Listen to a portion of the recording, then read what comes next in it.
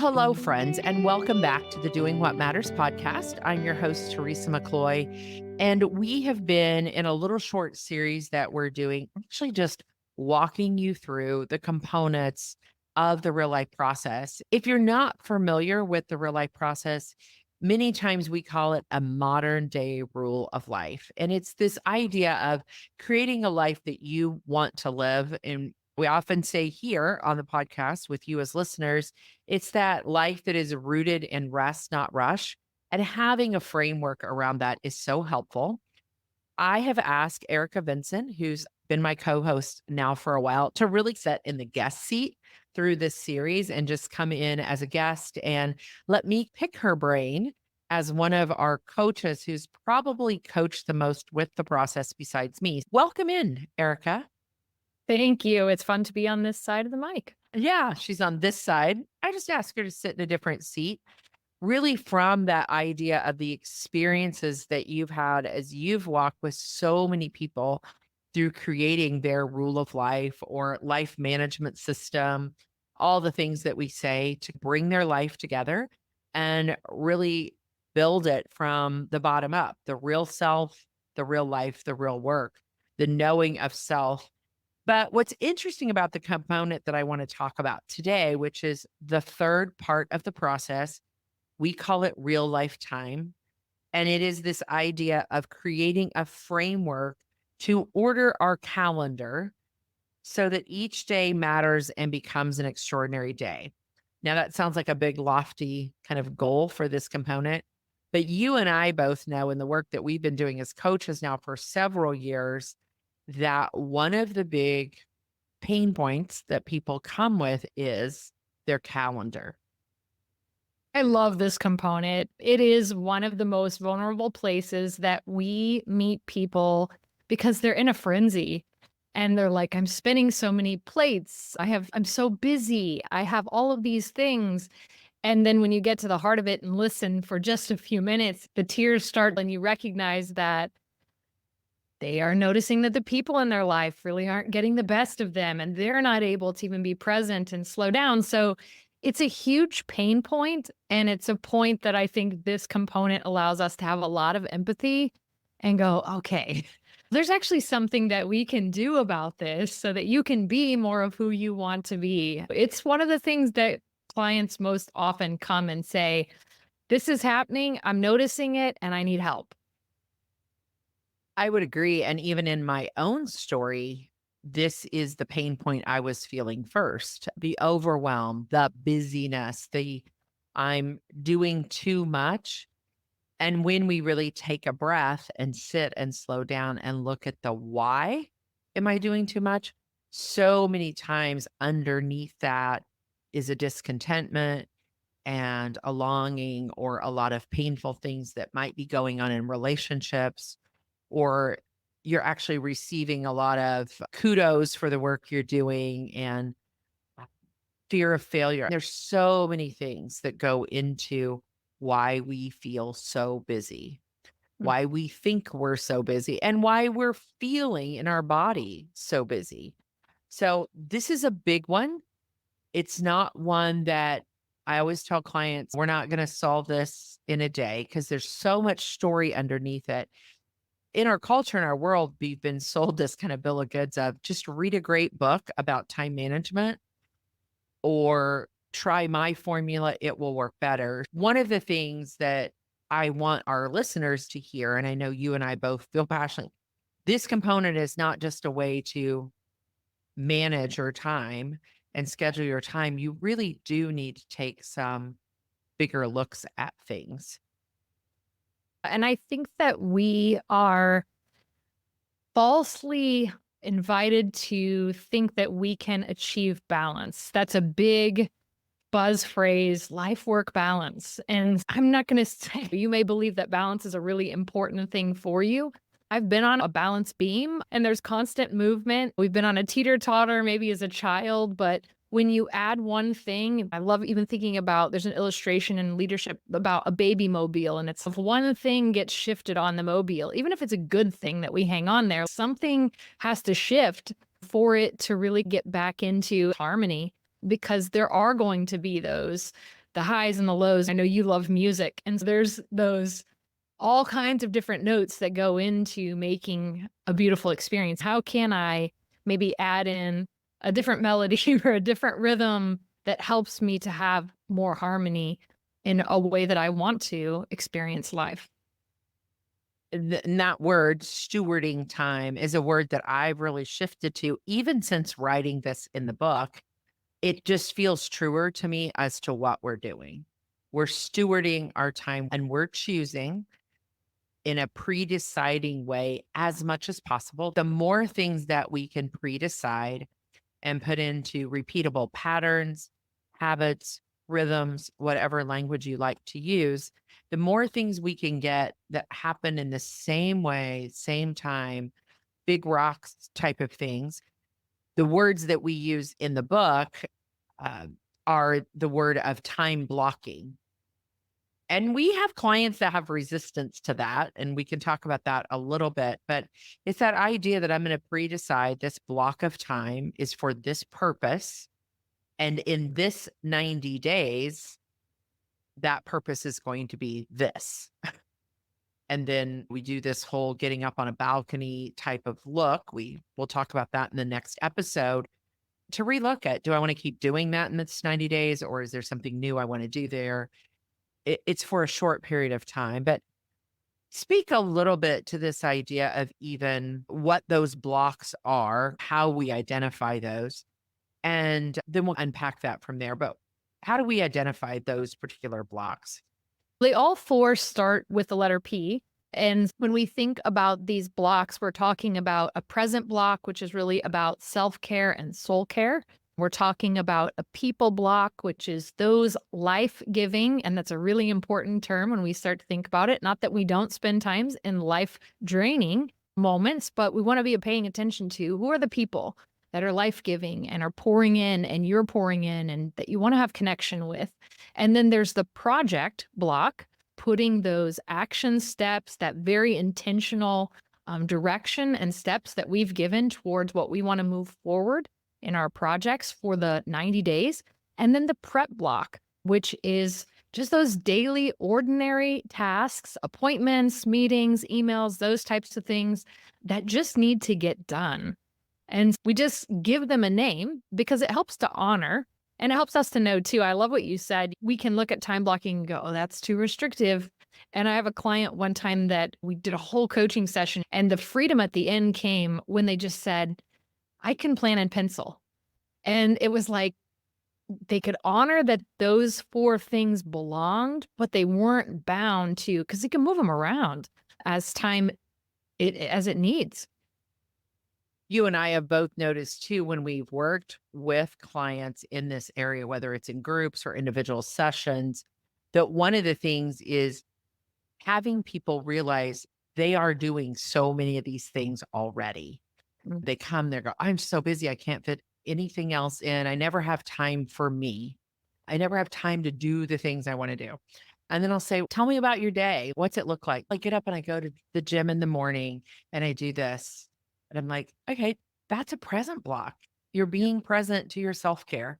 You're exercising. And I usually listen to a book while I'm on the treadmill. Or I listen to a podcast. And, okay, that's pouring into yourself as well.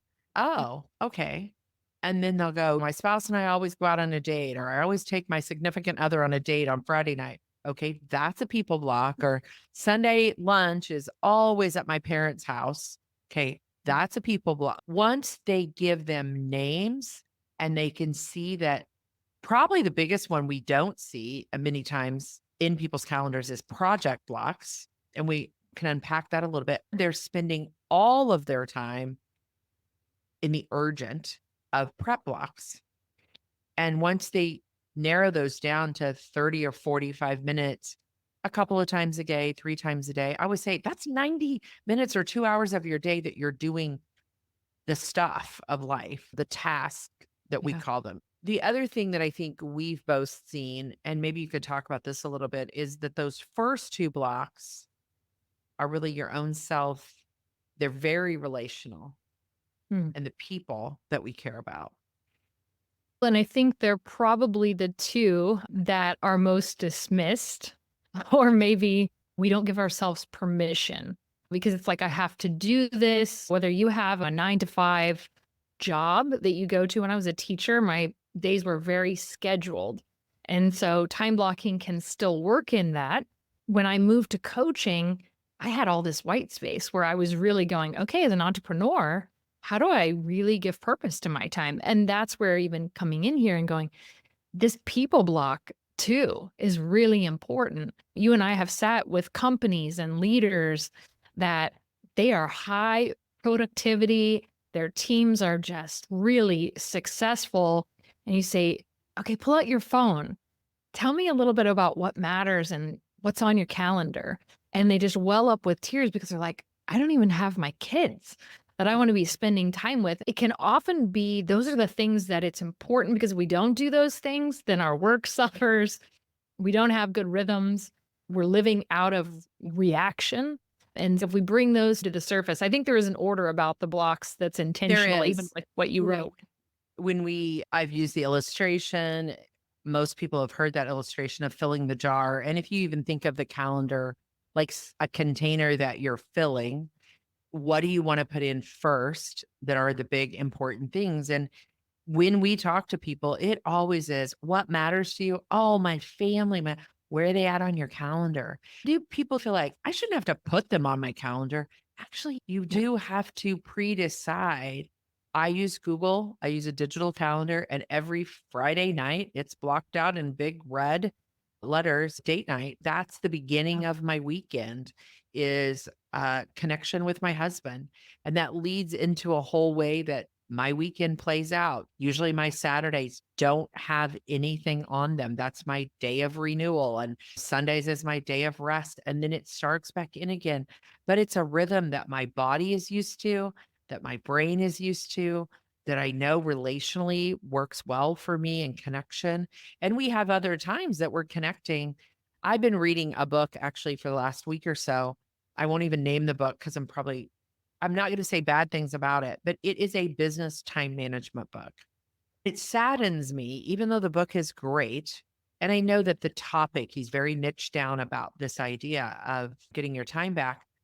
But it saddens me that it's to get your time back so you can work more, Mm. so you can produce more, so you can make more revenue. None of that is wrong, but actually, at the heart of it, most people, that is really not what they're desiring.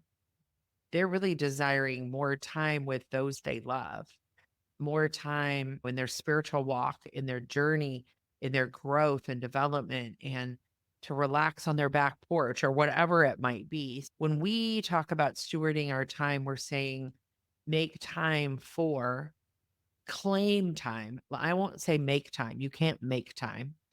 Claim time for the important things. This is a lot around this idea of the pre deciding of how you want to live your life.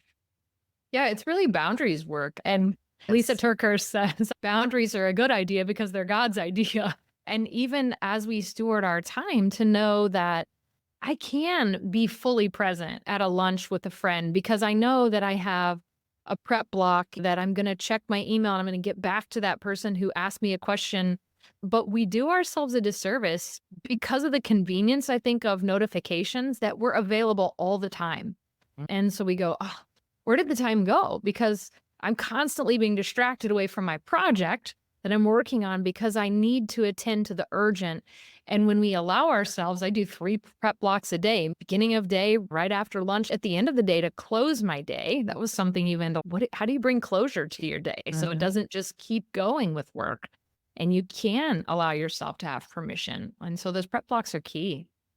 And all of this in the culture that we live in now, where we're working from home, we're mixing the space that we relax and enjoy relationships and all of that in, we're mixing that in with the work environment. And that's not wrong. 50 years ago, I'm married to a farmer, like he works from home. Working from home is not a new concept for many occupations, but now everybody can work from home. And so there is something about setting up your day so that it's stewarded well for your being and your doing. And so I think you bring up something really important. This is such a passionate place for me always when I come to this third component because there are so many layers to it. We have just touched on the surface of Mm. how do you develop a good present block, a good people block. How do you revisit that every 90 days? If there are people that need to come out of your life because that season has come to an end, you've stopped working with that coach, or you've moved to a different location, or you've had a friend move away. There's so many layers of even claiming and naming who are the important people in my life right now that I make time for. And we have some worksheets and ways to do that in our free resources. Go to the realifeprocess.com/book resources, and you can get even a sample guidebook of many of these resources. The time one is in there. You can pick up the book, Do What Matters, Live from Rest, Not Rush. That link is in the back of the book. It's also all written out in book and story form. But yeah, we just want you to consider as we've walked alongside people, this is one of the hardest places. I'll close with this story. And she'll always say, it was in the middle of the day. She'll always go, "You got a busy day today?" And I just said to her, I said, "Beth, can I be honest?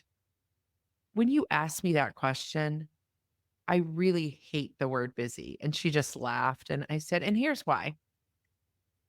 And then this is just me in this season right now. I said, when you say the word busy, I can look at the rest of my day and go, today doesn't feel busy at all. It's full. I am going solid until 5:30 with appointments. I'm leaving here and I'm going to go do this and I'm going to go do that. And I've got clients and it's full. But everything on my calendar, I chose to be there and I want to be there until I leave at 5:30. Mm. So it doesn't feel busy. Yeah. But I said, there are days I look at my calendar still. I don't have this perfect. And I go, wow, that's going to be a hard conversation. I don't really want to tackle that project. But again, I pre decided I'm going to. So I push through. And those days, sometimes I might define as busy, but Mm. it's because I don't love what I'm seeing in front of me or I'm feeling resistance. It's not because it's any busier than the day before. So this word busy is one that I just resist and sit with because people will tell me, "You're so busy." And I still don't know always how to respond because I want to go, I'm not busy. I live a full life. Mm. But the things compared to what I was doing 15 years ago, these are things I'm choosing to do. Yeah.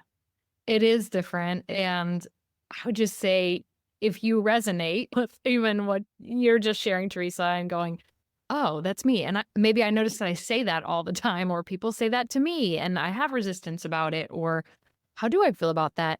Be gracious with yourself as time is a resource, and so even our mindset about time is a gift, it's a resource, it's our biggest non-renewable resource. When we think about how we steward it, just notice, how do I spend my time and where am I desiring to go? Oh, I heard one of those P's today. That's actually not a part of something that I prioritize. Mhm. And I really would like to just wonder about that. I have a little sign in my office that my brother and sister in law gave me, and it just says, "Let whatever you do today be enough." Mm. And I look at that often as I'm leaving my office, which is a part of my home, but I do have a dedicated space, and you brought up that point. There are clients that sometimes you get on and, like, their office is in their bedroom. And so just notice, like, how is your environment even contributing or supporting or creating resistance with your relationship with time?